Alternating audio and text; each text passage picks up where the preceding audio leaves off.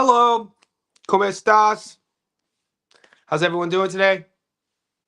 Buongiorno, mochi mochi.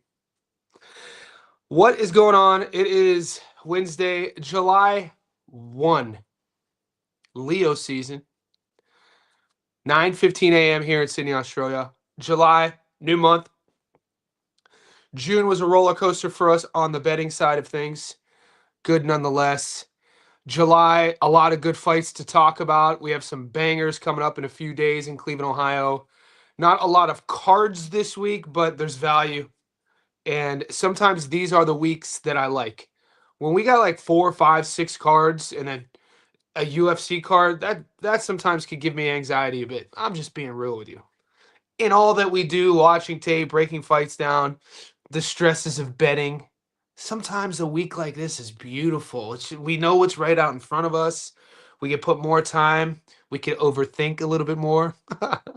But all you JSB insiders, check the YouTube members only section. All the JSB Patreons, check the Patreon. We have 3 tickets that are live. Now, our quarterly parlay from April, May, and June hit plus 600. So shout out to you guys. We built that together. And it's a new segment to our channel. We're doing one every quarter. Now, we launched our quarterly parlay for June, July, and August last week. That parlay is live. We had 2 fights from last weekend on that. It's a 10-legger paying about plus 500 as well. And then there's 3 fights this weekend that are on that long parlay. So if you didn't get it last week, check it out. You'll see all my picks. Add those to your quarterly long parlay. I also gave you my top rank A-side parlay. Those who are playing along know what that means. Top rank, A-side, let's do it. If you would have listened to me 3 days ago when we placed that, that would have been plus money. I placed the 4-leg Derek, Della, Tiger. We only have we only have 4 fights that are showing. So wherever you are in the world, if you're in North America, it's probably Tuesday. Just be patient. If you're not getting these fights yet, just be patient. We're going to have to get... I'm waiting for the Tiger Johnson prop to drop. I'm waiting for the Bruce Carrington prop to drop. The Abdullah Mason prop dropped. Sounds like I'm spitting. The Abdullah Mason prop dropped in the flip-flop TikTok. Here we go. No. Yeah, what? I'm politicking. So check that prop out. That's up in the YouTube members only section and Patreon. Other than that, click the link to become a JSB Insider. We're approaching our 1-year birthday. We launched this August 1st of last year. We're slowly approaching 550 VIPs. I'm going to leave that link pinned. It's a couple bucks a month. Whichever way you choose to join, either here on YouTube or Patreon, you get access to our world-famous JSB Insider professional betting Discord. I'm going to remove that from the screen and see what the boys are saying. Rodrigo, what's up, buddy? Guys, we could because we don't have a lot of fights that are showing yet, we could shoot the breeze. You could ask me about upcoming fights. We could pull a box rec. We could look at odds of fights that you guys have on your radar. You could ask me about fights that have happened. I'm going to stay on for a while. We got a World Cup game starting in an hour and 45 minutes. Do you guys ever get notifications for my live streams, by the way? It's just, I don't know what that means. Like, I've never asked you guys about this. I don't know what notifications would they even stand for. But I was wondering if you guys get it. Because every now and then I'll get notified that I'm going live, but it's not every day. The World Cup game, Mexico and Ecuador, that's going to be a banger. That goes down in about 90 minutes. I will be tuning in. So we got some World Cup action as well. If you guys are new to the channel, we're a professional betting academy. So the Discord has not just boxing. The YouTube channel is just boxing and MMA. The Discord is all pro sports. We got one of our biggest money makers coming up of the year, college football and American football. We made a boatload last year. I've been killing college football for probably 25 years. You know, college football was always my bread and butter to bet on. So the YouTube is only boxing and MMA. But once you get to the Discord, be sure to check out all those other channels. The World Cup is going on now. Some boys are... I got to tell you, these penalty kick shootouts have been killing me. But anyway, we pick our boots up, we clean them off, and we continue. Don't got props for any fights. I got the one. I'll show you. So, guys, this is the book. We're only getting. So, I gave you guys the top rank A side quad. This is the ticket I gave the JSB Insiders 3 days ago. When I gave it to you, it was plus 105. It's down to 85% now. So you throw 100 on it, and look, we're gonna have to. That's fine. Throw $100, get $85 back. I'll be sitting there with you. Okay. Abdullah Mason is the only fight I'm getting props on. Stay tuned to the channel. My Stats Don't Lie video on this fight is uploading today. I give you my breakdown, I give you my path to victory. You know, I'm an Ohio guy through and through. Born and raised in Youngstown, Ohio. I left in 2000, but 18 years of my life, my whole family still lives there. So I'm a very loyal Northeast Ohio sports fan. I'm a Browns fan, an Indians fan, a Cavs fan, and an Ohio State Buckeye. And obviously, Cleveland, Ohio Boxers, Youngstown, Ohio Boxers, these are my people. So Abdullah Mason's my guy. If you live in Ohio, you'll know the rivalry between Toledo, like western part of Ohio. Like people get salty when I say this. Being from Northeast Ohio, we got beef with Cincinnati. We don't really rep Dayton. We don't rep Toledo. Youngstown, Canton, Akron, Cleveland. That's what I'm talking. So there is a Civil War rivalry in this fight. Albert Bell is from Toledo. If Albert Bell is coming to win this fight, he is getting stopped. Trust me when I say that. Bookmark this. If Albert, and you guys are going to be like, that's crazy. He's 33 years old. He's undefeated. This is his one chance. What do you mean? Why wouldn't he come to fight? You guys know what I'm saying. If he's coming there to win rounds, if he's coming to Cleveland to survive, it's going to go the distance. He's going to lose the decision. If he's coming to win, that means that he's going to punch with Abdullah. If he's punching with Abdullah's hand speed, his aggression, his power, Albert Bell's getting stopped. That is the bet. That is the gamble you guys have to make. You know who I'm taking. You know my prop. When you're placing your money, will the fight go the distance or will the fight not go the distance? Will it go over? Will Bell be the upset dog of the week? Will Mason win by knockout or on points? The narrative is as simple as this. If Albert Bell is coming to win, he is getting stopped. That's what's going to happen. That's what's going to happen. Those 33-year-old legs, he doesn't have the power to get Mason's respect. They are former sparring partners. Keep that in mind. That could come to play. We've seen this in the past. Former sparring partners, it's going to go the distance, and nope, dude gets knocked out. Former sparring partners, they hate each other. Someone's getting knocked out. Nope, it goes the distance. So nobody knows how this is going to go. I'm coming at it from a skill set perspective. What does Albert do really well? Tall, rangy, long, uses the entire ring, decent fight IQ, decent jab, that sort of thing. Undefeated, never lost. What does Abdullah do really well? Aggressive, puncher, forward pressure, wants to be in the pocket, wants to break his opponent down, great body puncher, cuts the ring in half. So that's what it's going to come down to. If I was Albert Bell, the game plan I would do is these are Albert Bell bettors. I would make Abdullah Mason frustrated. I would stay on the outside. I would use my jab to sucker Bell in, to sucker Mason in, and then I would exit. And I would keep doing that first few rounds, trying to win rounds from the outside and seeing if I'm slick enough to evade and be elusive enough to evade Mason's power and his body punching. But will I be able to do that enough for 12 rounds at 33 years old? I've never fought a 12-rounder. I'm Albert Bell. I'm 33. This is my biggest step up against a 22-year-old. Now, politics aside, I'm gonna side on the air of caution. That's not Bell's fault. Nobody wanted to fight a 6-foot-tall lightweight. I get it.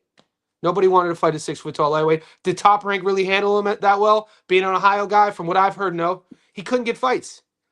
Is this a tough fight for Mason? Yeah, but I think when we're looking at how young Abdullah is in terms of his experience, what he's coming off of, I love how people move the goalposts farther and farther away now because Abdullah couldn't stop Sam Noakes. Sam Noakes wasn't that good. Sam Noakes is a dog. Sam Noakes gives mostly everybody fits at 135.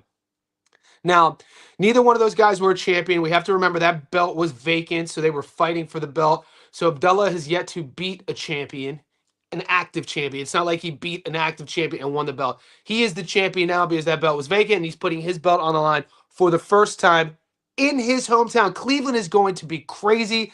Hands down, they're going to show out for him. This is an Abdullah Mason coming out party, not only for Ohio, but North America, with his fan-friendly fight style, with his youthful energy, with the last name, with his brothers on the card. He's looking at a potential opportunity to be the cross bearer of North American boxing. So there's a lot on the line. And this kid, every time he goes out, he's going to make a statement. So if you're betting on Mason by knockout, what do I always tell you? He's going to fight for your money. Said it last week with Cain Sandoval. If you're taking Cain as the dog, which we did, what's Cain going to do? Cain's going to fight for your money, and he did that. Mason, same sort of thing. So the prop that I really like is Mason by knockout. It's going to be, I don't trust Albert Bell's legs and his physicality. I don't trust Albert Bell's power for 36 minutes. And when you look at the odds either way, points or knockout. So if you like, so the odds makers right now are favoring the Mason knockout at plus 105. And the decision is the dog pick at plus 210. I like either or. I like either, whichever way you go. I'm not going to, I definitely think Abdullah's going to win this fight. I think it's a 50-50 points versus knockout. And so we call it gambling for a reason. It's a coin flip. I'm putting my money on the knockout. So that's where I stand on that fight. I will do the in-depth breakdown on both sides. We'll talk about their careers. You guys know the stats on live videos. That will be up soon enough. Guys, there's 50 people in here, 12 minutes in. Like the video. Not a lot going on, but a lot of value going on this week. We got Tiger Johnson. We got Shushu Carrington. I think Shushu is fighting Palacios and Tiger is fighting Guerrero. Or did I mix that up? Yeah, Shushu's fighting Palacios. Tiger's fighting Guerrero. I've been saying since the move up to welterweight Tiger Johnson's a different beast. 147-pound Tiger Johnson's a beast. I've been on Tiger for 5 years. I've been telling you guys about Tiger. My 2025 prop bet of the year was Tiger Johnson at plus 1,000 to knock Nick Flaz out. We did a debate on that. You guys, it's up on the channel. So when I saw Tiger move up from 40, we knew how big he was for 40. And sometimes at that, when you go from 40 to 47, it's too big. Look at like how Liam Paro's handling that jump. Liam Paro's not a big welterweight, and he's getting hit a lot at 147. Both fights he's had, David Papeau, and most recently, even though he became a champion against Crocker, it was a very tough fight for him. He's just not handling that weight jump well. And that's generally the case. When I talk about weight classes and fighters moving up, 40 to 47 is a difficult jump. Is a difficult jump usually, but not always. Sometimes, in the case of Tiger Johnson, it's a much needed jump. So Johnson's on the other side of that. He was boiling down way too much to make 140. He was leaving a lot in camp, and he was leaving a lot of power on the table. Him at 47 looks like a different guy. Just sharper, more confident, more aggressive. His combinations are beautiful. His technique is on point. There's a lot to like about Tiger. He's been one of my favorite fighters. So I like that fight. I'm waiting for I'm waiting for props to drop, and I've done it. We're probably gonna have to do. I'll do an individual, and this is where it gets hard when you try to pick how all 3 fights are gonna end. All 4. If they give me props on the Derek fight, Derek Davis is fighting Carlos Ramos. If we get props on all 4, Derek Davis, Tiger, Shushu, and Dulla, we'll do a prop parlay, like a half-unit prop parlay for fun. The odds will be astronomical.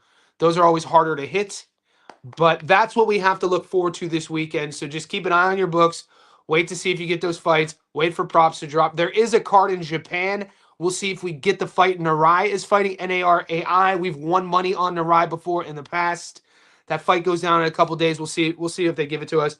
All we could do is control what we could control, and that's what's in front of us. How do you think, John? I'm going to wait. So what I tend to do is I wait for props to drop, but we're going to get into it. Abdullah Mason as well. You think he gets decision? ATG, there's a big upset coming this weekend. Bell outpoints Mason. I don't see it. Mexico, I feel like will win. Let's see the odds on the Mexico.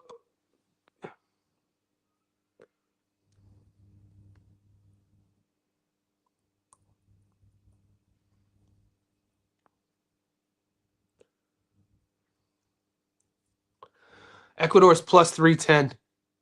It's in Mexico. I played, I think, what did I do?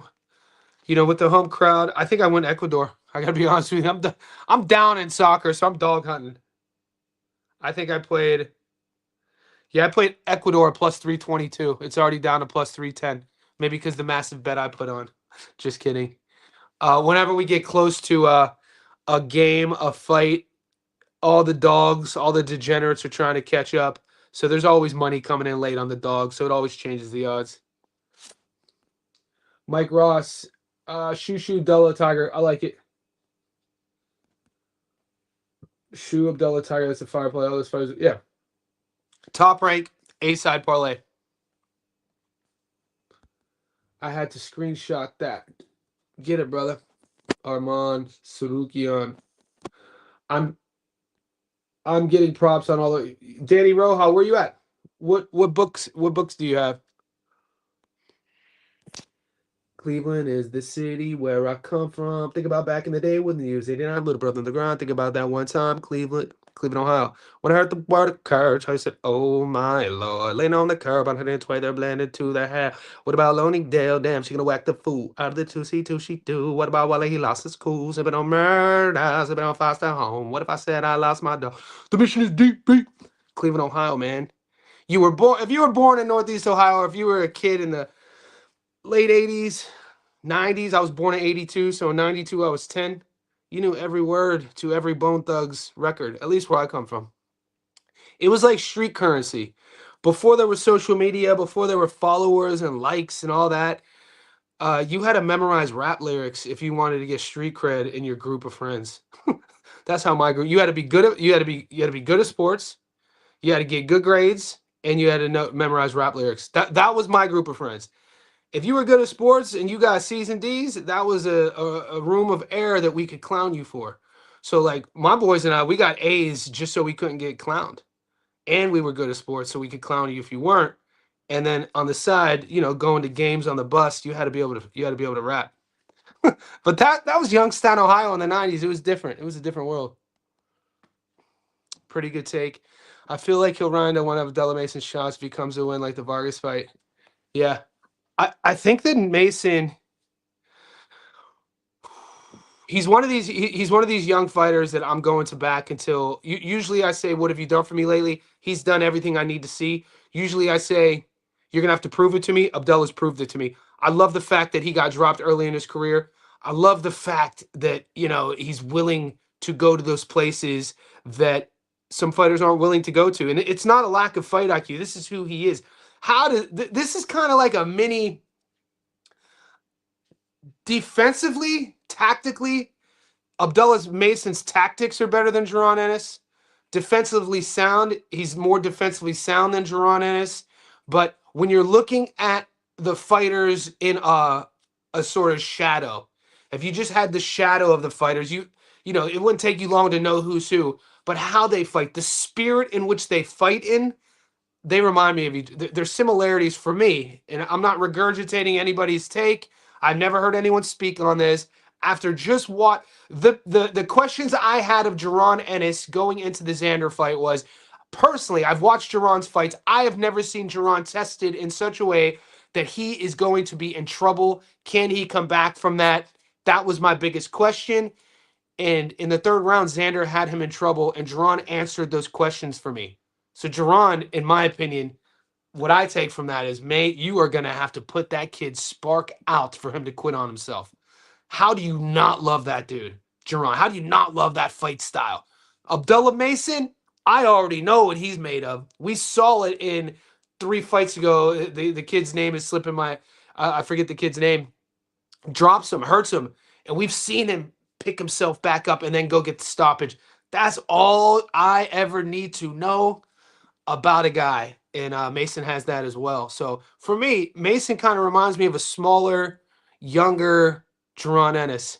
They operate differently. It looks a bit differently, But the inner wirings, the DNA of the fighter's spirit, mate, boxing's in good hands. North American boxing is in good hands. That's what you want to see. Mason gets tagged too easily. He relies too much on his power. It's boxing. So ATG, he's going for Albert Bell. Full transparency, I had Albert Bell to beat Andy Cruz. Albert Bell was a plus 480 against Andy Cruz. I had a ticket that was voided. I'm an Albert Bell fan. I've watched his entire career. I remember talking about Bell, how he was the most overlooked guy at 135. So I don't like this fight as well. I'm not happy that Bell is getting his chance of a lifetime against another Ohio guy. I don't like this. I wish it wasn't going down this way. I think it's a horrible fight for Bell. He doesn't do, I think he's going to be a little bit too. Whew, it's a tough task to fight Mason, mate. That going to be a live play then. They're friends. They know you want to fight each other. It's going to be a glorified sparring match. Well, we've seen this before. That's what some people say. This was supposed to be the narrative in Chisora Wilder, wasn't it? I'm just trying to think what was on our plate recently that people in the comments, this was the narrative, that Chisora Wilder was going to go the distance because they were mates and sparring partners. And while Wilder was, destroying Chisora, he was saying, "I love you." Abdullah Mason doesn't have it in him to take the foot off the gas. That's all I'm going to say. This is why I said this is not going to be a glorified sparring match. You don't know, if you don't know about Abdullah Mason, how he spars, how he trains, that's not what this is. Abdullah Mason is a front foot slugger. No glorified sparring matches. It'll go the distance if Albert Bell wants to survive. That's it. That's exactly how this is going to go. Albert Gonzalez, that good? You put him in a long... Yeah, Chop Chop's my boy. I like Chop Chop. I mean, it's not that he's that good. I think Chop Chop is a great prospect coming out of Robert Garcia's camp. He has a lot of skills. I like his body punching. I like he fought my boy Deadly Dana Colwell. He did decent enough work. That was a decent fight. It was a close fight. Dana's world class. Dana has a couple losses. Dana lost to Chop Chop. Dana lost to Shushu Carrington. But Dana beats everybody else. Opinion about Jaleel Hackett, Zuffa. Jaleel Hackett is fighting Sergey Derevyanchenko. That's a tough fight. Good. I'm not getting that fight. I haven't seen the odds, but Sergey Derevyanchenko is what, 40? It's probably 41 now. Jaleel Hackett's still kind of figuring out his sort of seasoning. Sergey Derevyanchenko has never been stopped. It's a tough fight. Sergey Derevyanchenko, nobody's putting their hand up to fight that guy. You know what I'm saying? It's a tough fight. Shout out to Jaleel Hackett's team for taking it. They must have seen something. Are we seeing odds there?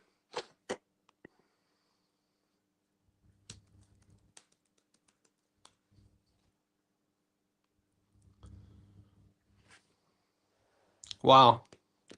I don't know, guys. I know, bro, that's crazy. Derevyanchenko's the dog. He is old.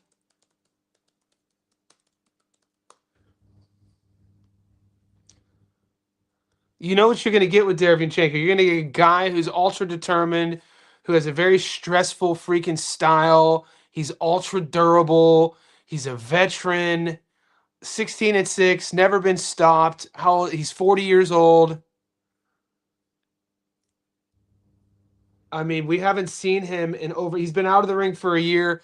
That's where my hesitation is on this fight, is whenever you have a guy who's over the age of like 35, even 30 sometimes, even at 30, depending on weight classes, I know that, these guys are fighting at super middleweight. It's a bit different because the higher weight classes, you carry your power a bit late the older we get, so that's always kind of a mitigating factor. But 30 to 35, whenever you start skipping years of activity, things get a little dicey. Derevyanchenko's 40, hasn't fought in a year. So just keep that in mind. He's an underdog, plus 140.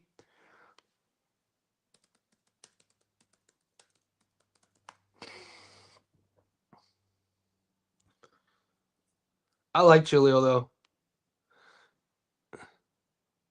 Damn, they've been matching this young fella tough.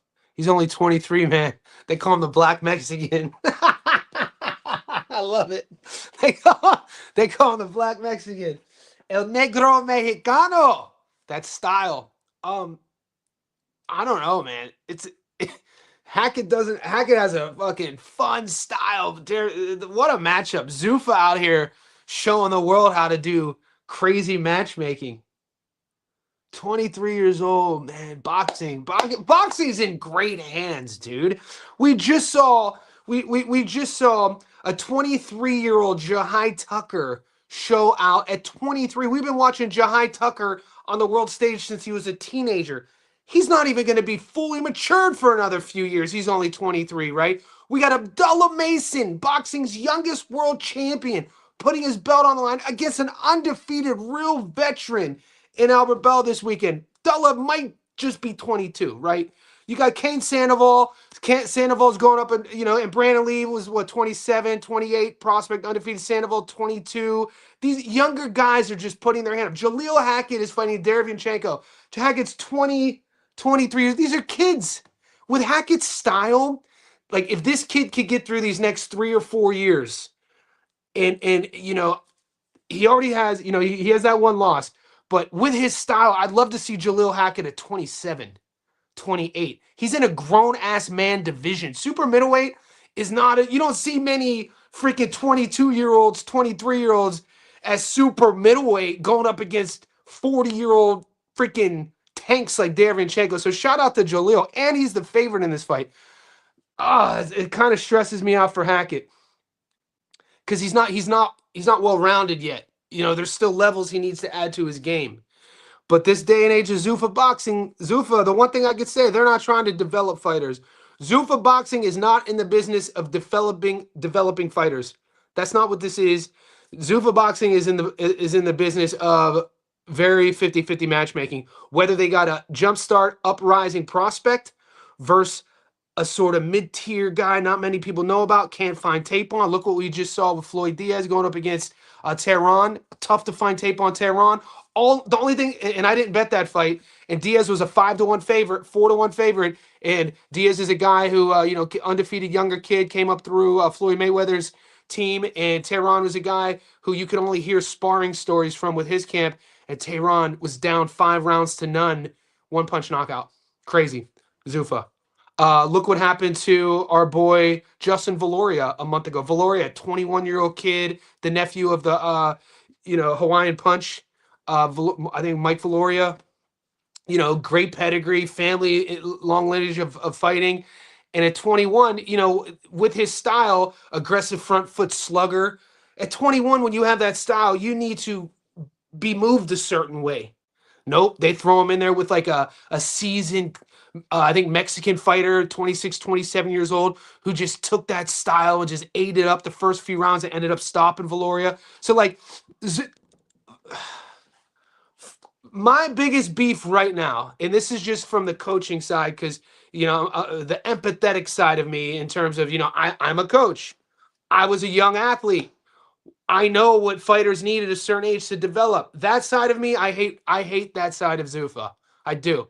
Because for the blood, the people who are out for blood actually would argue with me with that point, because they would say, I hate easy matchmaking for younger prospects. Why are these guys 10 to 12 to 1 favorites all of their first 10 to 15 fights? And I would say that's what boxing is, though. You need to move fighters a certain way depending how old they are or how young they are, depending how experienced they are. You just can't take a kid, even though they might have all the skills in the world. If they don't have that experience, you can't pair them up with a guy who is a little bit older, a little bit more seasoned, just because that guy has a few losses. There is a right way to move boxers. There's a wrong way to move boxers. And my biggest beef right now with Zuffa is I don't think they're moving the younger guys properly. That's all I can say. And you guys can give me pushback on that, and I'll take it, because I'm not married to any of my ideas. I work really hard to not have an ego doing this. I work really hard to not be opinionated on one side or the other. So if you were to come on and you would debate me, I would be open to it, because I think it was either 3D boxing, it was either 79, it was either Gary. I talked to a lot of the boys a lot, And I think one of you guys made a good point. You were like, yeah, well, but that tough matchmaking in the short term might look a certain way, which I think it does. You're really destroying a lot of young prospects, but over the long term, it'll be good for boxing. I'm like, I don't know how I can measure that.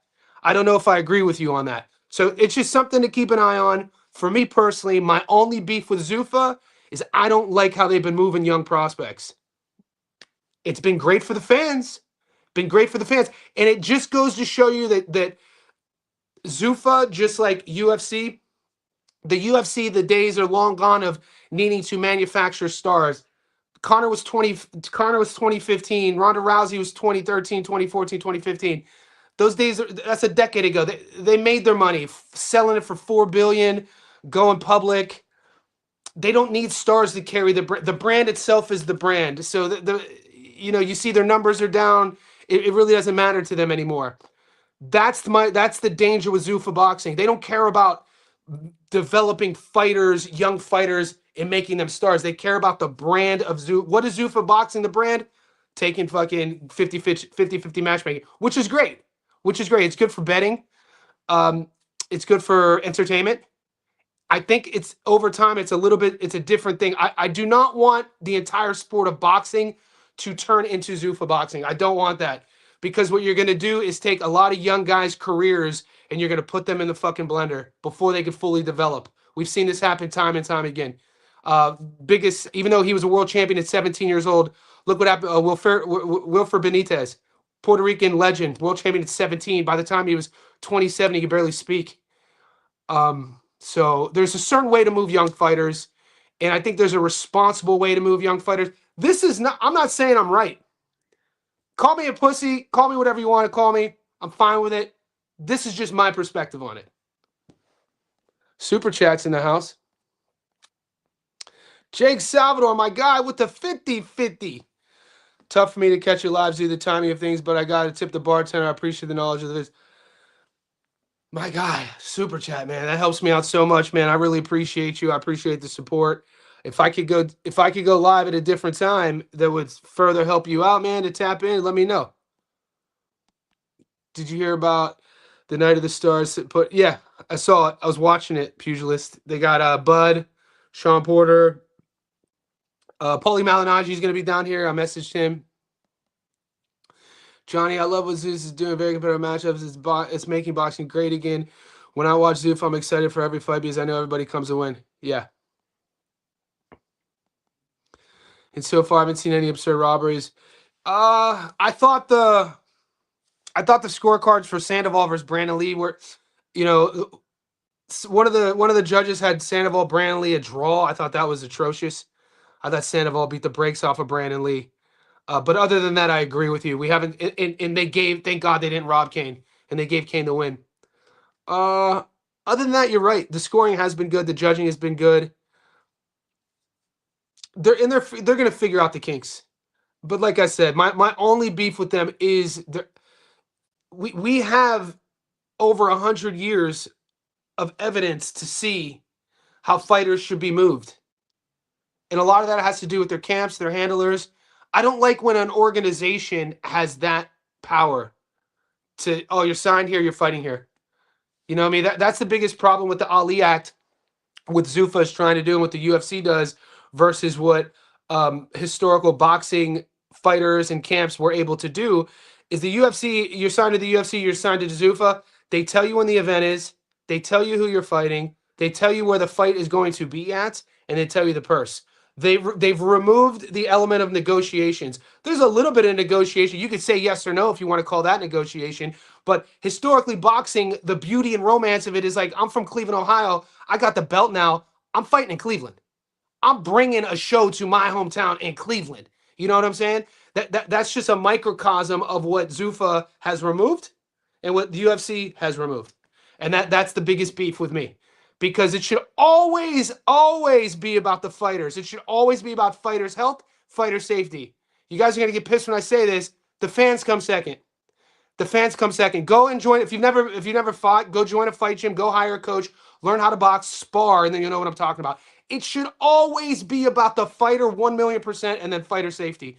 all the other shit comes second, but we know we live in a world where it's about, I got to make that money, man. Money, man. It's still the same now. Got to make. He didn't stop Valoria. He won a decision. I remember Justin getting beat up. I remember. So, you sure he didn't get stopped? Did he get dropped? I felt he got dropped twice. Okay. I felt like I felt like Justin took a beating and he was in way over his head and he should have never been in there with that guy. Facts, dude. Danny Olson, the scientist. I know you're a huge Shakur fan, but the way Rio did De Los Santos really proved me right about thinking Shakur is overrated. Definitely not fun to watch. We can't do boxing maths. We can't do boxing maths because yeah, it's just styles make fights. Stylistically, what I like to do is individualize fight by fight. So you can't say that. I'm a big fan of Shakur. Shakur is a front foot counterboxer with world class hand speed, world class countering, world class defense. And when you have a guy who's that skilled, his own style is unique to the brand of boxing. You know what I mean? So he can negate. It takes a very, very special human in boxing to negate somebody's strengths, especially when that person's strengths is punching. Rayo Valenzuela is not a mover. Rayo Valenzuela is defensively flawed, to say the least. Rayo Valenzuela wants to fight in a phone booth. That's why his fan base is growing. That's why I'm a fan of Rayo. That's why all of his fights are exciting. He either wins or he gets knocked out or gets the brakes beaten off of him. De Los Santos knew that. And De Los Santos gave Rayo the fight he wanted. And look, and that's what happened. But this is boxing. I'm a massive fan of Shakur. I'm a fan of Rayo, though. Everyone owes Dana a sorry and thank you for putting on Zoof. I've been saying it since Jan. I've always kind of been a Dana fan. You know, I've never really beefed with Dana. The greatest entrepreneurial steal in American history in the 21st century. 100%. Dana White was a boxer, a shitty amateur boxer in Boston. Then he started promoting fights boxing in Boston. Then he got driven out of Boston boxing scene by the mob. Then he finds himself in Las Vegas in the late 90s, early 2000s. He meets Lorenzo Fertitta. There were two brothers. The Fertittas were already multimillionaires. There's actually a third brother who's like an oil tycoon in Texas. And so the Fertittas are like this, you know, brotherly conglomerate of entrepreneurial geniuses. And Dana White pitched to Lorenzo $1 million elevator pitch to buy a struggling at the time UFC, and they bought it for $1 million. And 4 years in, it was struggling, failing. Then the famous story happens. They did the Ultimate Fighter season 1, and it was that fight with Forrest Griffin, and that changed everything. And then you fast forward when he got the loan for $1 million to buy it to I think 2015, 2016 when they sold it for $4 billion. Come on, what's another? You got to sell me on a bigger entrepreneurial hustle than that in the 21st century. So that when I think of Dana, that's what I think of. I've been working for myself my whole adult life. Nobody pays me. If I don't create work, if I don't create value for people, I'm homeless. So I respect that side. I don't have to be friends with people. We're not. I'm not everyone's cup of tea. You're not everyone's cup of tea. Who am I to judge a man, especially if I don't know them? That's one thing. You know, some of the greatest lessons I've learned the older I get as a man is I'm not going to have any expectations on anybody. If you're going to work and work sucks, people are giving you a hard time, remove expectations of how you think people should treat you. They don't owe you anything. Nobody owes you anything. So once you remove expectations of how you feel people should be acting, especially if they're like in the public eye and you don't know them and you're getting offended with how they're acting, that is a sign that you're putting expectations outside of you, things that are outside of your control. And I would give advice to you is focus on yourself, level up, better yourself, and just remove expectations from people because people will let you down. Money making wise, don't give a fuck about everything. Giselle. What's up, user? We up. W. What did I miss? Yeah, we'll pull it up. Let's see. Do we have a date though? I think the ring just announced it. Let me catch up first. Let me catch up to the chat. Crazy A was a robbery. Oh yeah, I forgot about that fight. What's best for each fighter? And say what's best for the sport. What's best for the sport? Facts. Fresh BX. Fax machine. He should change his name to Fax BX. Fresh Facts. Fresh Facts. Can't beat the crowd battling, no doubt. The ref is crazy. Yeah, that was insane. Once Ufa gets all the big stars, other promotions got no power. The one thing we're not hearing though, guys, is the long term, the length of these contracts. Do you know what I'm saying? Are they one fight deals? Are they 2 fight deals? What is the are they? I haven't heard that they're exclusivity contracts. So max extension exclusivity, meaning that the Zuffa fighter is signing a 5-year exclusivity contract. They can't break the contract, can't fight for anybody else. I haven't heard any of that. If anything, they've been kind of mum with the individual fight by fight, fighter by fighter contract. Like these guys that, Tony, dude, if it wasn't for Zuffa, and our squad, JSP Insiders, our group we're pretty much on the front line of prospects, contenders. I didn't know who Tony Hurst Jr. was. A local Oakland fighter. He comes down and fights Merriweather as a 7-1 dog and outboxes him. Merriweather, a storied prospect, great amateur career, already had deals and everything. Never won. You got a lot of hype when you never won anything really at the pro level and you already got deals. And this kid, Tony Hurst Jr., it wasn't just a one play. He outboxed him. I'm like, who is this guy, dude? And then he goes viral again for knocking out Jabril Pay Benito. And in his own right, Pay Benito was coming off a viral knockout win. So that's where I feel Zuffa is doing an exceptional job. J-Rod, when J-Rod got the Kane fight, we knew who Kane was. We watch all, especially the North American JSB Insiders. And J-Rod, I remember J-Rod knew his name when I was still living in America in 2013. I think J-Rod was a U.S. amateur champion when he was 14. Yeah, so that would have been in like 2000. I was living in Vegas then. So my point is to see Zuffa offering guys like this opportunities to be great. That's when we're like this. So not every promotion is perfect. Not everybody is going to have everyone's best interests at heart. I think right now, even though you just heard my take on I don't like how they're handling their prospects, I think it's 80-20. I think it's 80% positive, 20% negative on my end, which is a win for boxing. I'm a fan. I'm a fan. And give us another year, us bettors, because us gamblers on boxing, we pick up on patterns.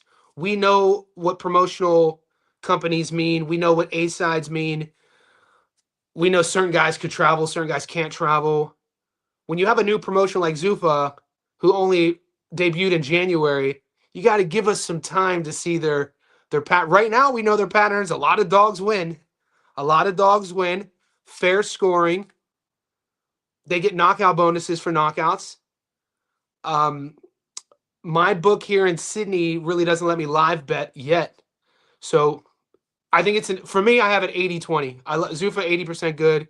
20% would be around the matchmaking with younger prospects. What are my thoughts on Murtazallah versus Boots? Now that should be war. I think Jaron, if it's a great, I'm here for it. I'm here for it. I think that the fight I want to see, we know that Josh is fighting Kayman Argarko July 25th. From a unified perspective, Murtazallah's coming off a loss. He doesn't have a belt. Boots just was in, it didn't go the distance, but he got tagged a lot. I'd like to see Boots take, not the rest of the year off, but let's say Josh goes in and handles it against Kayman Argarko. It doesn't take too much damage. I want to see a unified world title at 54 between those two styles. I want to see those two reflex styles, Kelly versus Ennis, because Josh isn't going to just be there to get hit like Xander did. Xander gave Jaron the fight he wanted. Josh is going to make him work for it. Josh's hand speed is world class. Josh has power. He's a reflex fighter just like Jaron. He's a good body puncher just like Jaron.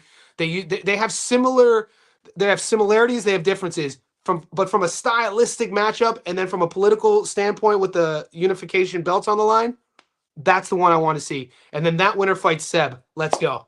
Let's go. Let's go. And if a Garco beats PBK, you make a Garco fight Boots. Whoever wins has 3 of the belts, and then they fight. I want to see all unified fights. I want to see the path to undisputed.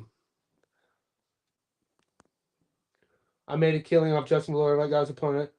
Shout out. I definitely didn't. What do you think Mason moneyline, Argentina soccer moneyline will pay? Let's check it out. So if you take Mason $1.28,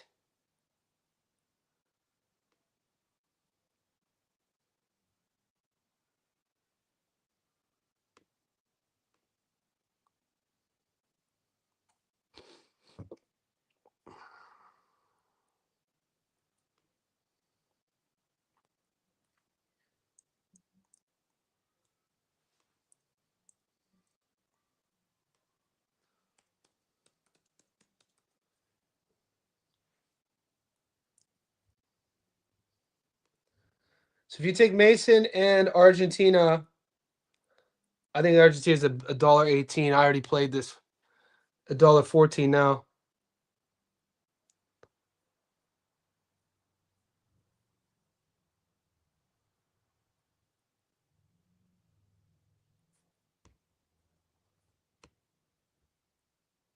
Pays 45% return.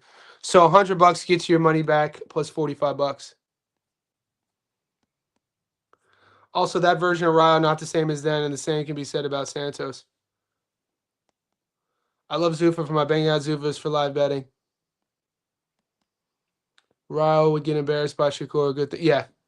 That's people, you can't, when you really start understanding what boxing is, meaning what styles mean versus styles. Ryo, he would look very basic against Shakur. He looked very basic against GAR. Because Gary, what Gary does really well is managing range and distance and picking his spots when to come. He's not just going to stand there and hook with a hooker. What the F was De Los Santos doing? Dude, what a... God, dude, let me just hook with a hooker in the pocket. No, like, just my chin's high. Like, not even answering the phone. Just... GAR doesn't fight that way. GAR will fight you in the pocket, but he's picking his spots. He's setting things up. He's using that jab and then that body punch and that slickness, baiting you, face, boom, catching you over. GAR domesticated Ryo in the first round. Shakur would probably make Ryo quit on the stool, like Lomachenko versus Rigondeaux sort of thing.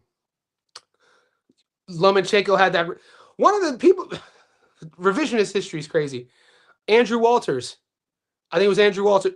Lomachenko had like 4 fights in a row where he's fighting legit undefeated former champions or champions, and they quit on the stool because they were just so outclassed. Shakur would do that to Ryo, 100. Where can we buy your book, man? So there's 2 of them online. Just go online. Just search my name. Let's see what happens. I don't even know the answer to this. Let's see.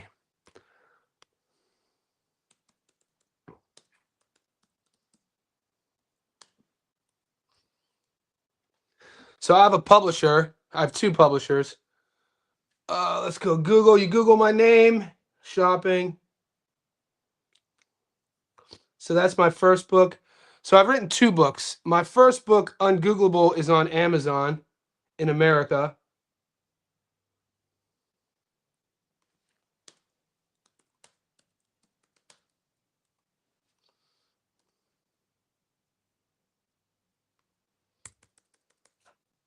I haven't checked this one. I wrote this during the pandemic. The 24-hour Google shopping. Let's get it. And then the second, so they're both on Amazon. So the first one is called, if you're in Australia, Dimmicks. So one of the, like in America, you guys have Barnes and Noble. Australia, we have Dimmicks.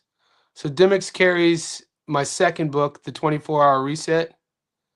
It's about a human behavior and living your life a certain way. Out of stock, which is good. So you can deliver. Out of stock is always good. Yeah, I didn't become an author to make money though. I became an author because I always wanted to write a book and hand it to my mom. I ended up writing two. So go to Google. We up. What's Albert's path to victory? Can he upset? Albert's path to victory is use his length and range. He's the taller guy by a couple inches. He doesn't have the reach advantage. His jab is okay enough. He could use his length and range and his timing. He could control the distance and definitely use the entire ring. He's going to have to be switched on and focused the entire 12-round fight because what he's going to have to do is every time Abdullah tries to come in, he's going to have to tap and move. He's going to have to tap and move. And then he's going to have to punch with him. I think at 33 years old at 135 pounds, I don't know how much weight he cuts. It's his first 12-rounder. I don't see his legs lasting 12 rounds if he's going to stand there and try to punch and then move the entire time. He's going to have to get Abdullah's respect at some point in this fight. I don't think he has the power to do it. I don't think he has the timing to do it. I'm parlaying with Spence. Ooh, I think Errol gets stopped. I got Conceição versus Morataya. Well, Albert, I don't think so. No. Abdullah Mason will fight for your money, though. I believe Boots fighting Murda is dumb, but fighting Josh before Seb is dumb. Josh way too dangerous. A loss to Seb. You guys are going to think I'm crazy. I think Kelly versus Boots is a 50-50 fight. I'm like, I'm fine with being called crazy. The receipts and the stats don't lie videos speak for themselves. Go watch my breakdown of Kelly versus Murtazaev. And look who I took. Josh will not fight Jaron like Xander fought Jaron. I want to see that fight. I hope we see that fight. I don't think he fights Murtazaev. There's nothing for Jaron to fight Murtazaev. Oh, are you guys getting the Josh Kelly Agarko fight on your books?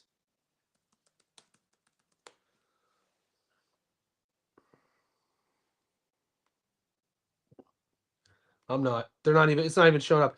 I think that's on the undercard of. Is that Anthony Joshua?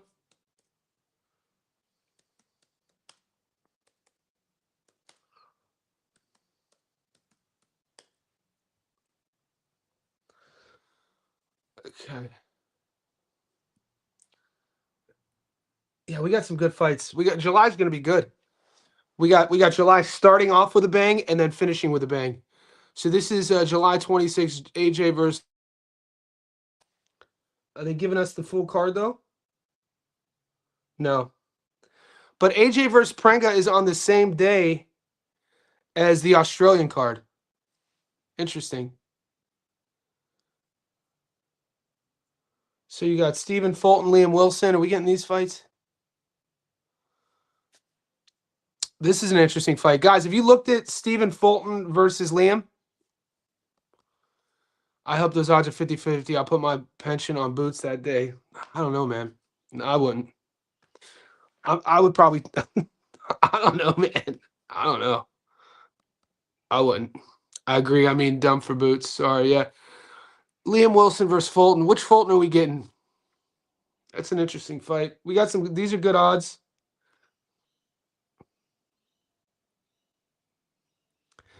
Errol Spence versus Tim. Tim's plus 140. I got him at plus 180. I like Tim by knockout here at plus 350. I think Tim stops Spence. These are good odds, whichever way you like. If you like Errol, even Errol on the money line, 63% return.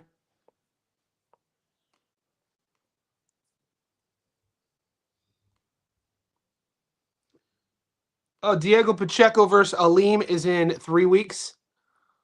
Damn, Aleem gets zero respect from the bookies. Pacheco, guys, if you would have asked me 2 years ago about Diego Pacheco, I would have told you a different thing. Fast forward 2 years, he left the Pacific Northwest. He's not training with Benavidez Sr. anymore. I haven't seen him add any levels to his game. I haven't seen him add any gears to his game.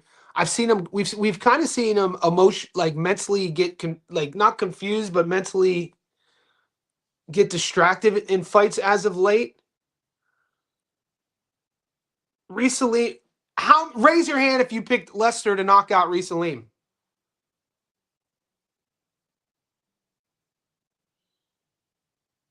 It didn't happen. So Reese Salim was better than we thought. Lester Martinez, I feel they sold us a fake product. They sold us. I don't think Lester's the puncher they told us he was. He throws a lot of pitter patter, throws a lot of like 70% stuff. He doesn't have one punch power. So this is what makes from a betting perspective, our squad, the 59 people in here, this is what makes our job so fun. Because when we hit, it feels good. And when we lose, it's a learning. In our losses, I really believe this. In the fights that because our group, some of you boys put your hand up like, we picked the right guy. We knew Lester was going to win. But we're sharp. We can't just say he's going to win. We have to see how he's going to win. So when we pick him to knock out Aleem and he wins on points, we lose the bet, but we don't really lose. We lose our money, which sucks, but it allows us to revisit what we thought about said fighter. I thought that Lester was a bigger puncher. Even the last half of the fight against Mbili, Lester was getting off a lot against Mbili and was hurting him a bit. And Lester's determination in the last half of the fight against Mbili, I was expecting Lester to build on that against Aleem. His performance against Aleem made it maybe, and that's like, was Aleem just better than we thought? Or was Lester not as good as we thought? Did Lester have a flat performance? Or is Aleem just better? Like, these are those learning experiences we get to have. These are questions we have to ask ourselves as bettors. We're not just going to take our goddamn money and flush it down the toilet. We have to have these conversations. So when I see Reese Salim once again as a 10-1 dog against Diego Pacheco, I'm like, I ain't saying I'd have did it, but I understand. He's like, so you driving around in his $200,000 car, you sleeping in his bed, fucking his wife. I ain't saying I'd have killed her, but I understand. So, what's that from? Who knows? Who knows what comedy special that's from? Spencer's been where. That's not a good thing. Timmy beat the brakes off of Mendoza. I love how we moved the goalpost back. Mendoza knocks out Seb Fundora. All of a sudden, Seb Fundora sucks. Right? Seb Fundora, all he does since then, becomes champion and looks amazing. Timmy beats the brakes off of Mendoza. No one talks about it. Errol goes to train with Mendoza. Timmy better be in trouble. What do we know, dude? Man, Errol is flat-footed, old, hasn't fought in 3 years, deteriorated, punch resistance gone, balance is off, years of alcoholism. This kid hasn't won by stoppage since the war. Took a lot of damage in even fights that he won. I like Timmy 2.0 here. I think Timmy hurt. I think Errol needs a paycheck. I think he missed out on that Saudi money. His girl, his fiance, his wife, she's like a micro influencer. They're always traveling. They need that money. He got a beautiful young family. The 3 years he was away from the sport, his peers were eating. A bunch of his boys were getting big checks. Now it's sad to see him and Charlo having to jump on a plane to travel to Sydney. That's crazy to me. Errol's only getting like $2 million. After the tax man takes his piece, that's not a lot of money. Errol should not be fighting. His skull, his brain, his musculoskeletal system, his central nervous system, Errol shouldn't be. We know that. What are we doing?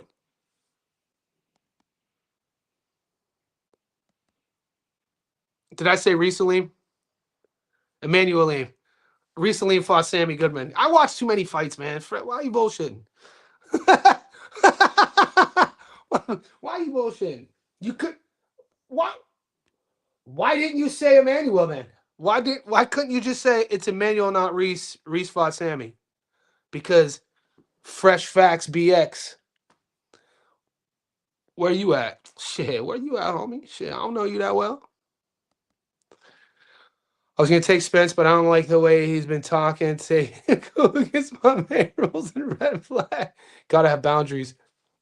People in the Discord were like, oh, let me pull up the Discord.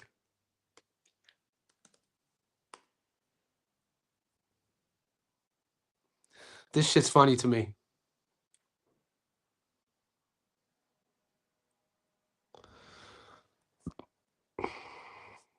Guys, like the video for me.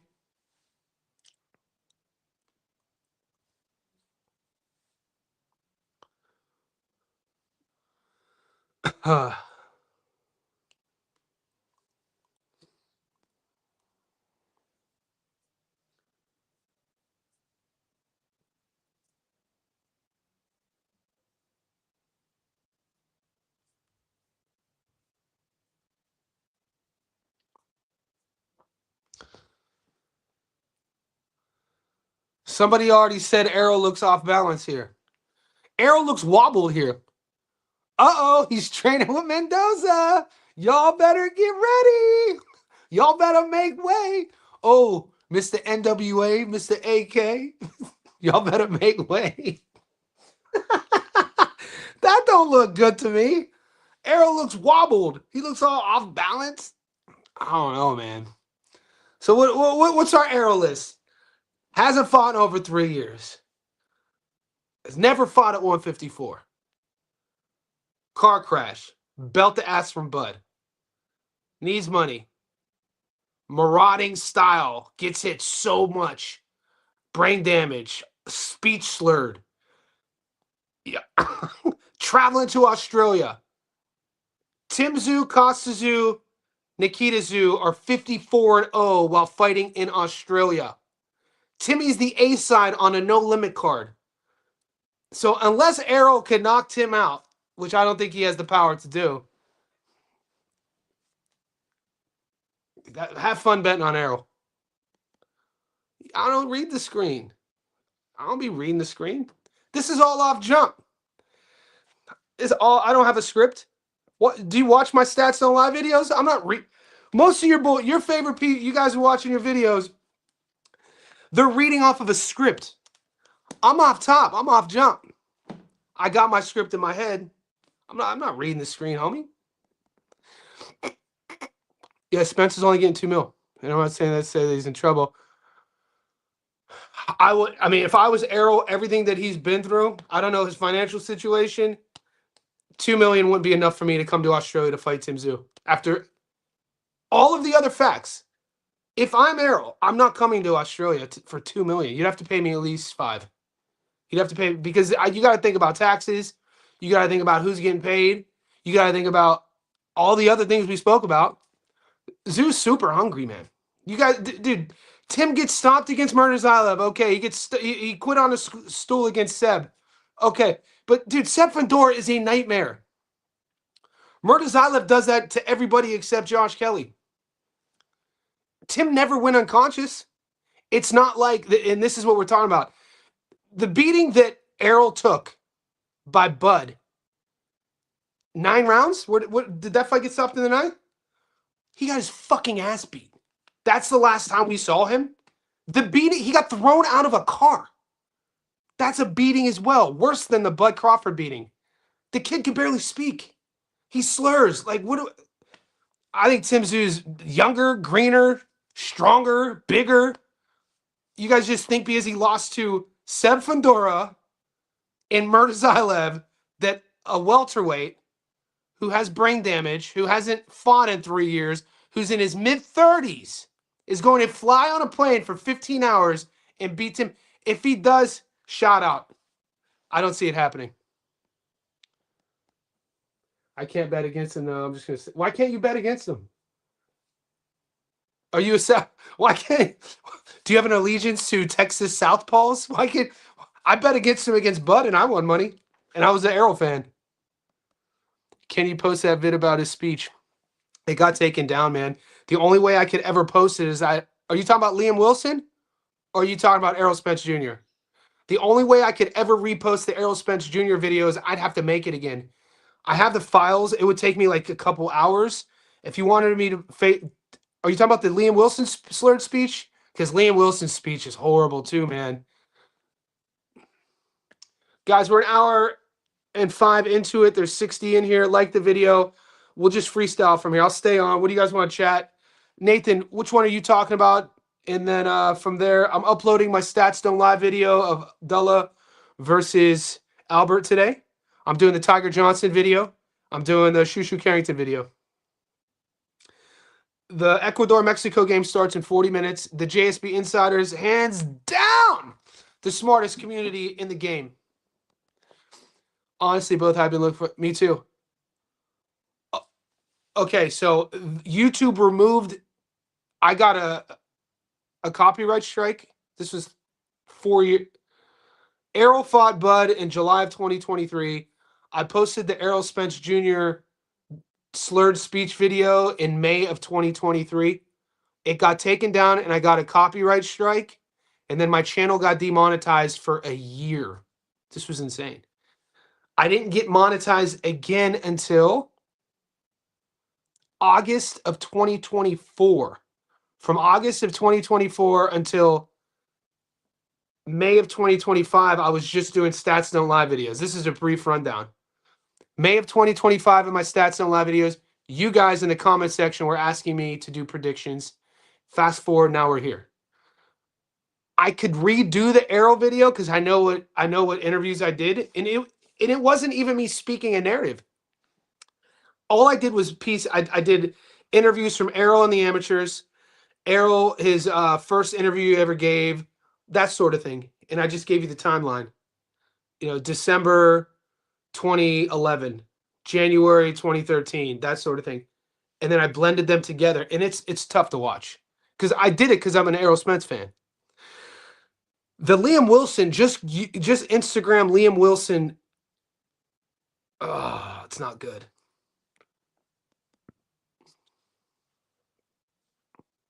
Yeah, that don't matter. When did Tim Tszyu win a true 50-50 fight?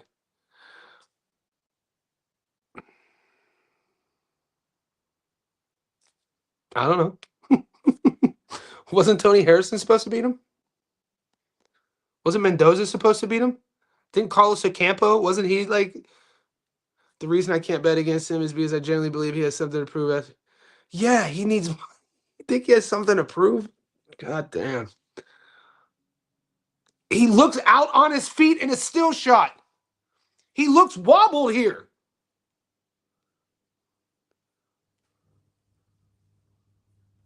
What is... He looks wobbled. He don't look good. He does not look good, dude. Yeah, he don't look good to me, boy.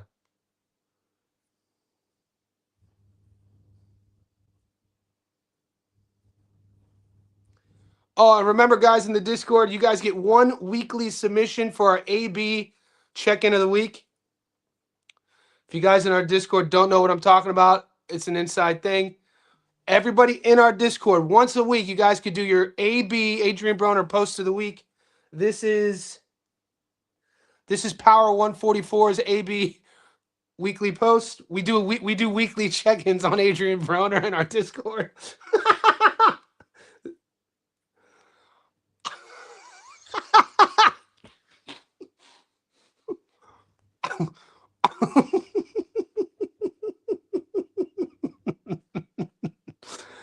We out here just clowning.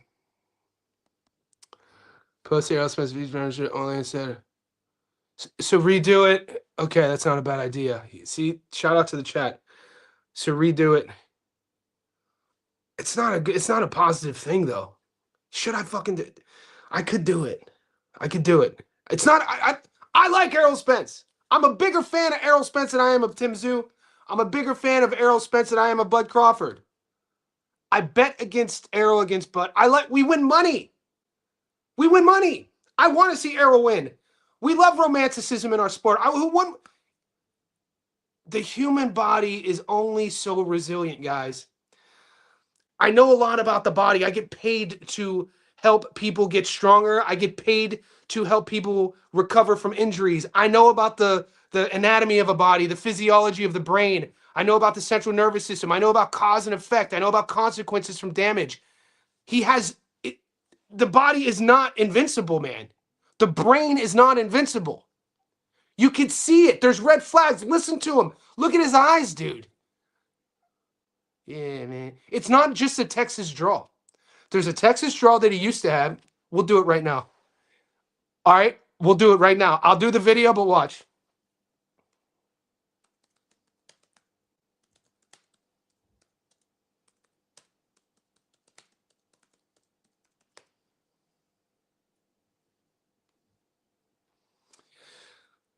This is going to hurt.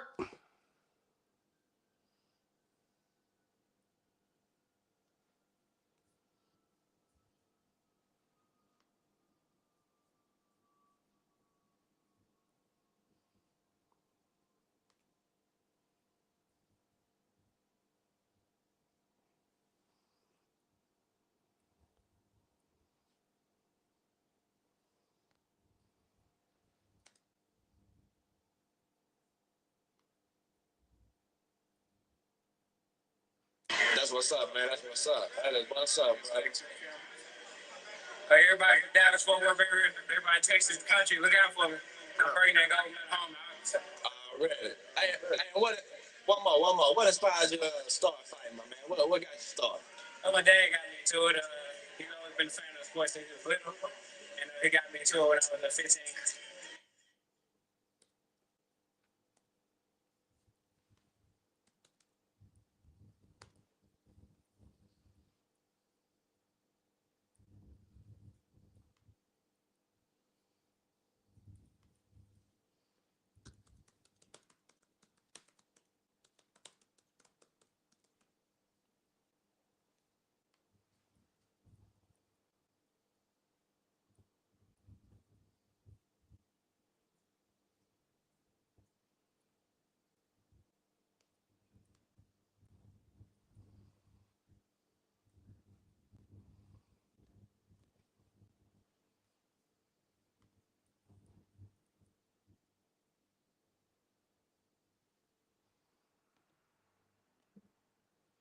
I like man getting accolades like that, man. Comparing you to Mayweather, you know, every time. I mean, it's a great feeling, but man, I gotta stay humble. You know, I keep working hard, stay around it. You know, I'm gonna get there. I'm gonna get there to what Mayweather had. You know, he set the bar, so hopefully I can go past that.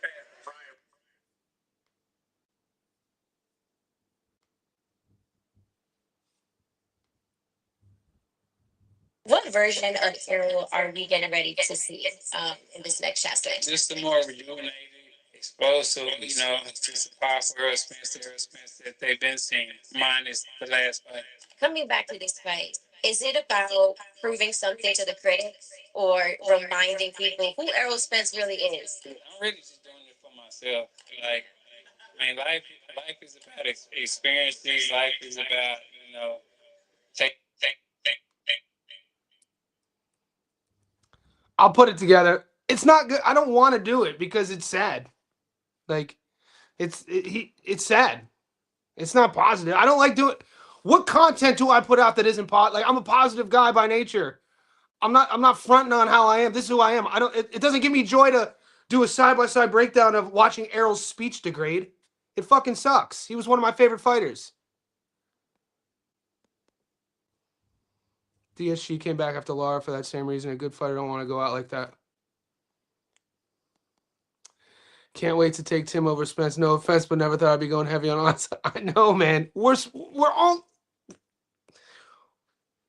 not a casual page. We're not boxing. We're freaking cowboys. We are bettors. We are gamblers. If we need to remove our emotions, I'm an Errol fan, dude.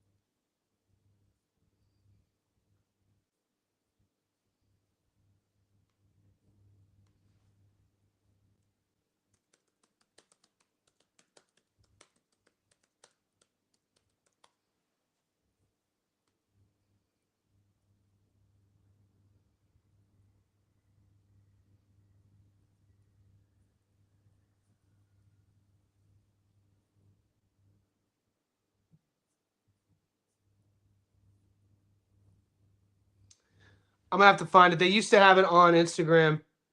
Errol's first fight, when he's walking out with the USA stuff. I remember watching that fight on ESPN. It's on YouTube. I grew my channel making a lot of Errol Spence content. I'm a fan. We get old, man. We get old. We can't take damage. EJ was the man, dude. It is what it is, I guess. You can't believe that wobbly.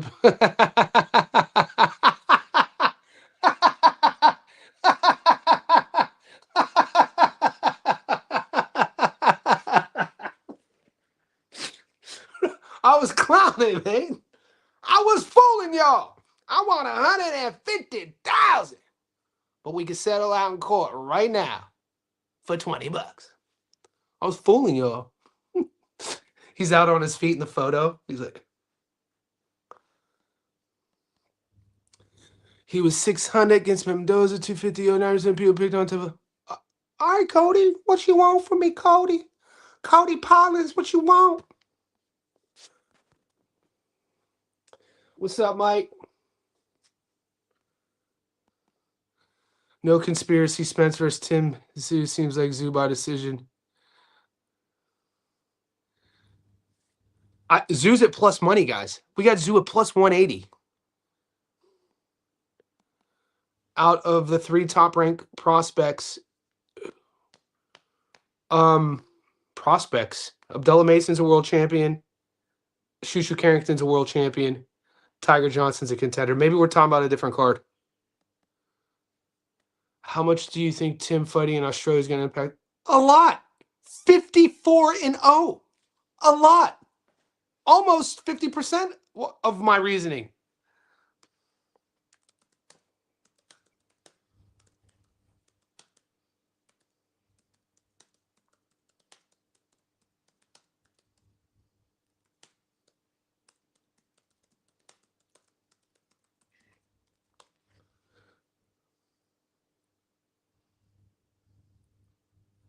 I don't see why you guys. I've been saying this.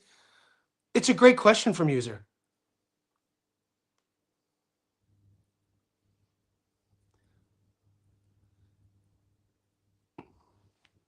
A freaking lot, dude. The Zoo family boasts a combined. You think I'm just bullshit? I told you these stats. Undefeated professional record, 54-0 on Aussie soil. No losses, no draws. What does this mean? They pick who they want to fight. They pick and choose who they want to fight. Obviously, Costa was the man. Tim Zoo, 23-0. Nikita Zoo, 13-0. Say what you will. Make your comments. That's a fact. Stats don't lie. A lot. Spence looking wobbly here. Spence looks wobbly in the photos. I'll show you the photos he shared. The photos he shared aren't good.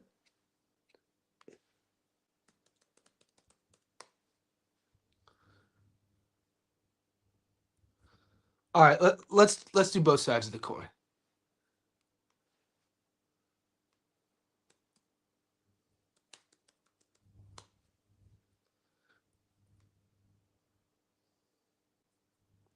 Why aren't we seeing any real training videos of Errol?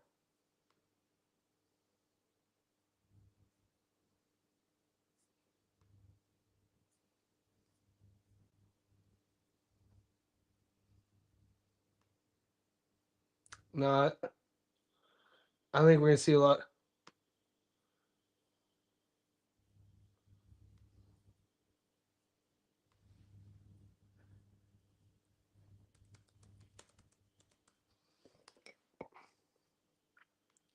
Dude, the Spence fanboys are going to be coming at me brutally this fight week. I know it. Oh, he took him down. He had posted pictures earlier. They're not up now. Maybe that was Brian Mendoza who posted them.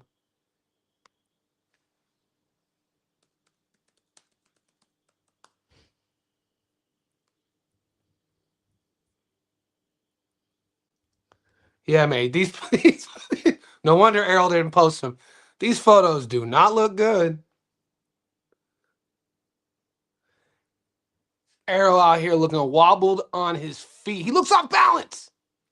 Here's another one. I don't know, mate. I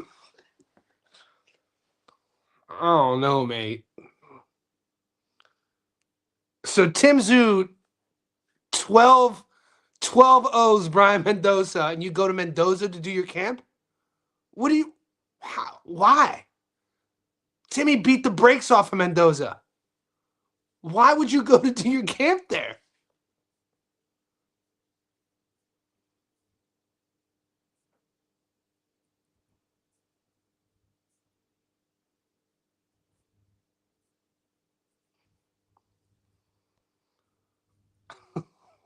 Why?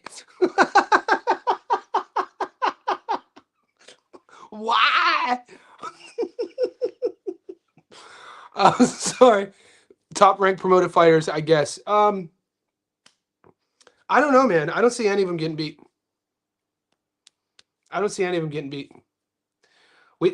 Hey, Chad, let's do some homework. When is the last time we had a top rank A side lose? We'll just ask the internet.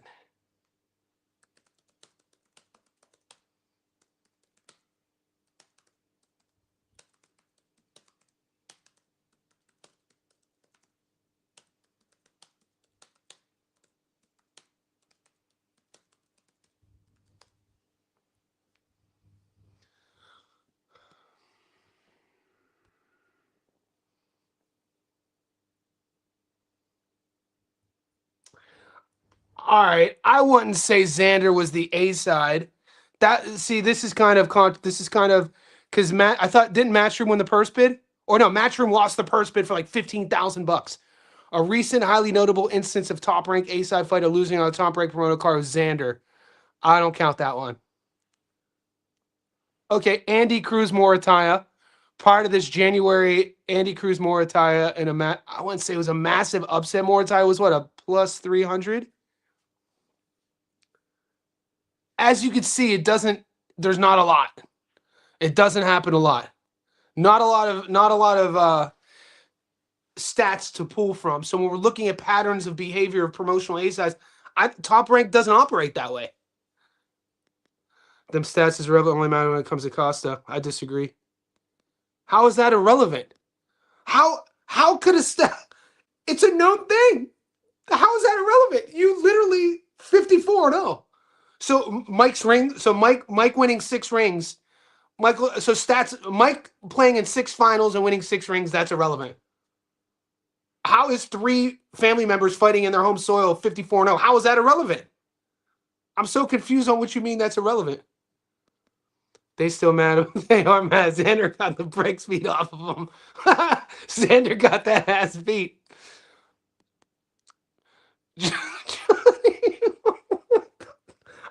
I understand. All right, look. Now I see why Errol didn't share those photos. We checked the Instagram. Errol ain't sharing that. Look at Brian Mendoza trying to flex. We wouldn't even. This is why you bettors, if you're on Instagram, it's important you guys follow all boxers that you're betting on, the A side and B side, because sometimes you'll learn things about what's going on for future fights. I didn't know Errol was sparring with Mendoza. Errol didn't share any of that shit. But guess what? Mendoza did. And you got these fools taking photos. Errol's all... That did not look good, mate. Errol looking like a baby. He looks off balance. Oh my God. Why even share that photo? FanDuel took... Did they? It might come back up. Errol still wobble. Dude, sheesh. It's funny how no one's talking about. So if the Zoo family 54-0 in Australia, if that doesn't mean anything, then you're gonna tell me to my face, then this doesn't mean anything. Errol hasn't fought for 3 years. Errol got his ass beat against Bud Crawford. Errol's never fought at 154 pounds. Errol's been in a car crash that most people would have passed away from. Errol was an alcoholic. That doesn't matter either then. So both guys, then you have to say Tim Tszyu never lost to Seb Fondora. Tim Tszyu never lost to Murtazaev. Then you have to say that too. So I guess we're getting two very young, fresh fighters in Sydney, Australia between Errol and Tim. It's irrelevant. What are you talking about? It's not irrelevant. Nikita Tszyu would beat a lot of your favorite fighters at 154. Winning handpicked him. You're proving my point.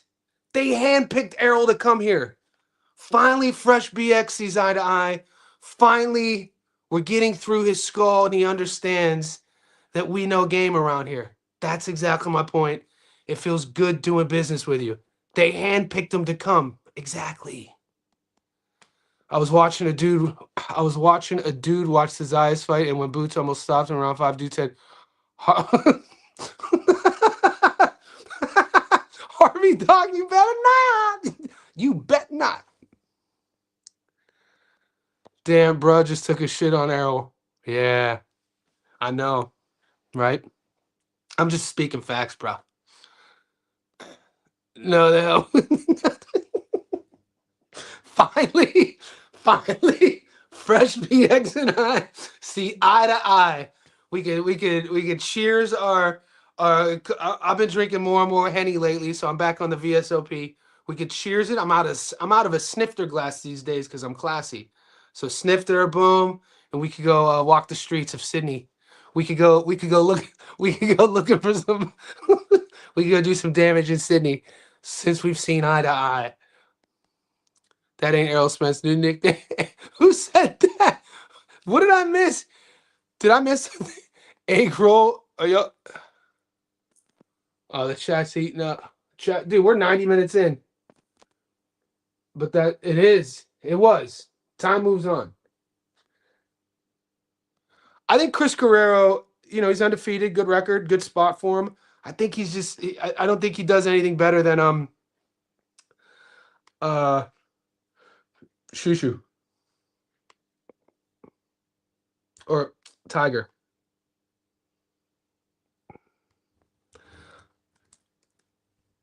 I think welterweight Tiger's a problem. Guys, I'm going to go watch the soccer. Do y'all believe Mo 3 responsible? What is Mo 3? What did I miss? Clip this from when Johnny said he don't call fighters. I didn't call anyone trash. I'm just stating what happened. Who's Mo? I gotta look into this. I don't know who that is.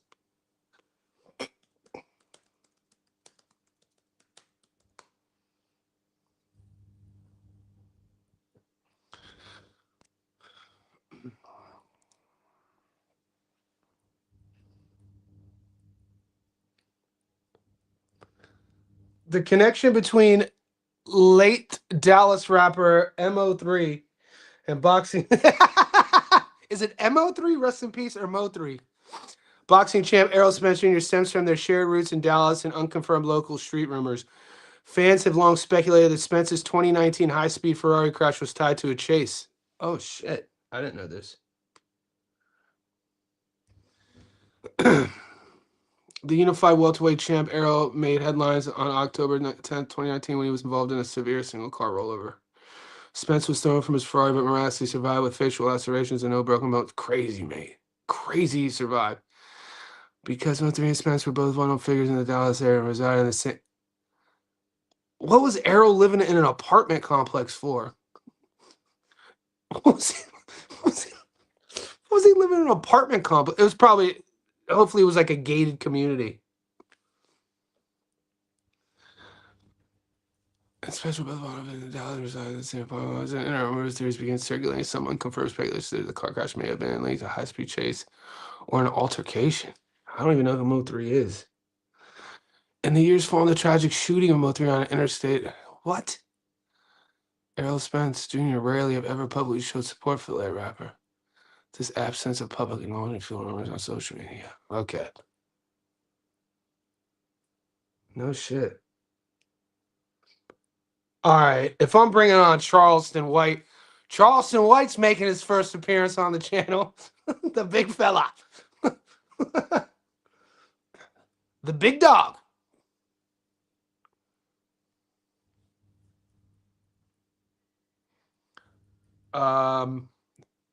We'll see what happens. I don't even know that. Yeah, I like Tiger. Yep.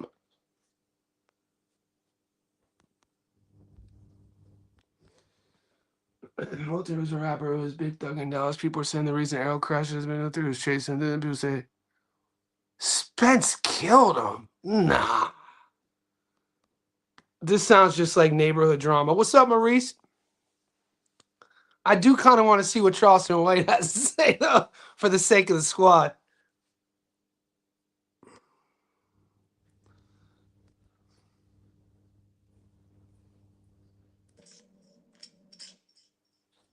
The day after, that night, you took the YouTube.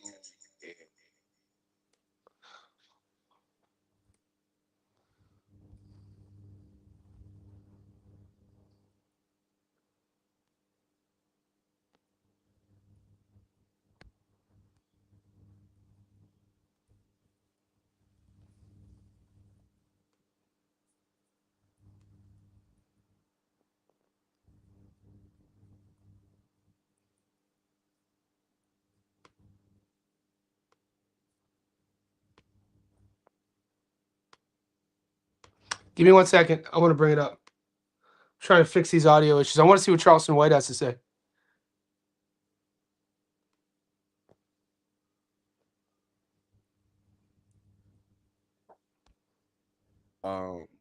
You told a lot of what happened with Mo3, and that's really why I want to speak on that, because I mean it's already out there anyway. Yeah, I break it out with I'm a spiritual. I love I'm spiritual. I sit back and I look at that situation. Everybody involved have taken some type of fall since that. Just from my dealings with Mo3's manager, and the personal and intimate conversation that he and I have had, and the details, and I'm telling you the details that he shared with me about that whole entire situation, as well as the case. It makes. All right. All right. I can't do it. You know how you got them friends? You just know they're lying. I told Rashad that Charleston White sounds like when I was growing up in high school, and one of my boys, like, we're about to step into his house. And he's like, "Oh yeah, I forgot to tell you, my girl's in here. I told her I was with you last night." I'm like, "What? Like, what are you talking about?" We're like walking into the house, and I'm thinking we're going to the house to shoot pool or shoot the shit. And he's like, "Yo, Jessica's in there. I told her I was with you." And so when we get there, he'd be like, "Yeah, I had told Rashad that I was with." That's what. Every time I hear Charleston White do an interview, that's what I think of when I was a kid. He reminds me of one of my boys who would make me lie for him. So every time he speaks, I just laugh based off of my own memory. Yeah, I had man, yeah, he lying. He really lying, dude, for sure. Guys, I gotta run. This is fun. JSP Inside. We'll get more. There's more boxing coming out. We gotta chat. We gotta shoot the shit with the boys. I'll see you guys soon, man. Thank you.